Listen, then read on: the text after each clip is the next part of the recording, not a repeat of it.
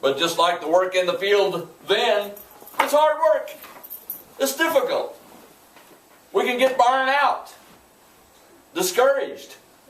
And we need to re-energize at times. And that's why we come back and get filled with the Spirit, get filled with the blessings, and go back out into the world and do the job again. Boaz told his workers not to do anything to hurt or hinder Ruth as she worked in the field. Boaz saw to it that she could work effectively without any hindrances at all. If we want our work for God to be effective, we must spend time with God. Notice that also he tells his workers not to embarrass her.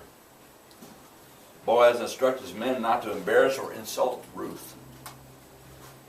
Boaz does not want her to be disgraced in any way. He does not want her to be subject of public humiliation. He doesn't want anyone to talk or disgrace her in any way in front of anyone else. Boaz was Ruth's protector. He sought to protect her emotions so that her spirit would not be wounded. His action provided a lofty example for us men in our relationship with our spouse or our other half. As men of the household, we should never embarrass our mates in public or in any other circumstance. Right? He gives us a good example to live by. There's one more point I want to bring out about these two verses here. We also see in these verses the concealing work of God. Notice that after Ruth left the table, Boaz continued to work in her absence. She went back out in the field. And Boaz is doing the work, telling his men not to do this and to do this, right? He was working behind the scenes on her behalf to take care of her. Boaz had made some decisions behind the scenes that affected her life. He was working for her good even though she didn't know it. And again, I think the same thing. Our God does the same thing for each and every one of us here today. There are things that go on behind the scenes that we don't even know about, and God is taking care of us. Maybe we don't realize it or not. Maybe Ruth didn't realize it either at this time. But God is always behind the scenes working in your life and mine, bringing out the best for us, whether we realize it or not. Yeah, life can be tough. Just think about if God wasn't behind the scenes helping you out. Yeah.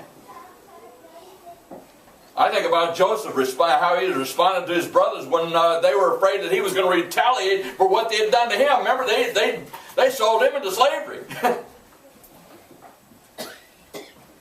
They expected him to retaliate, to get even with them. But what did Joseph say? He said to them that their actions were intended to harm him, but God intended it for good. I don't know about you, but I don't know if I could have reacted that way, but maybe I had more of the Spirit inside of me. I could have, right? But that's quite a statement. Even the bad things that appeared to happen in life are for a reason, and God intends for it to happen so we can learn lessons from it. And so maybe God has a purpose for that tough time in your life. God was certainly looking out for Joseph. God is always doing the work behind the scenes, even though we may not grasp or understand it.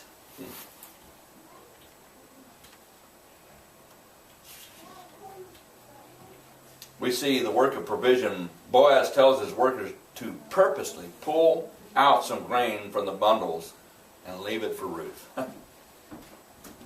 I believe the reason why Boaz instructed his men to leave the bundles of the grain for Ruth was because he wanted Ruth to get as much from his field as she could and not go any other place. Right?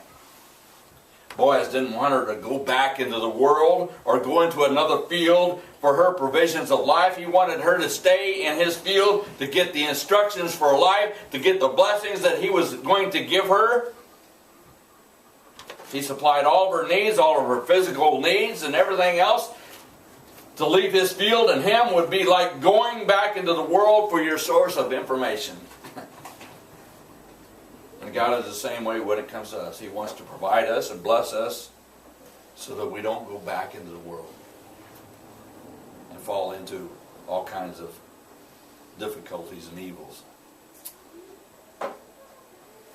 Verse 17 says, so Ruth gleaned in the field until evening. Then she threshed the barleys she had gathered, and it amounted to an ephah. This verse says that Ruth worked in the field until evening, and by the time she had finished, she had gathered such a large amount of grain. And some have said what she gathered that day measured out to be about a half a bushel or 2/3 of a bushel of grain. I mean, this amount of grain, it doesn't sound like it much, but this amount of grain would amount to about 29 to 50 pounds. That's a lot of grain. That's a lot of blessing. Yeah. This amount of grain was more than one ordinary worker could glean in one day. The amount that Ruth gathered showed how Boaz's instructions to his men aided Ruth, and also showed how diligent Ruth had been as she worked in the field.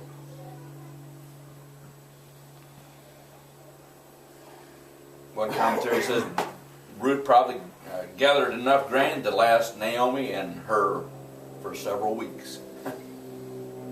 Think about it. She wanted enough for probably one meal when she went out.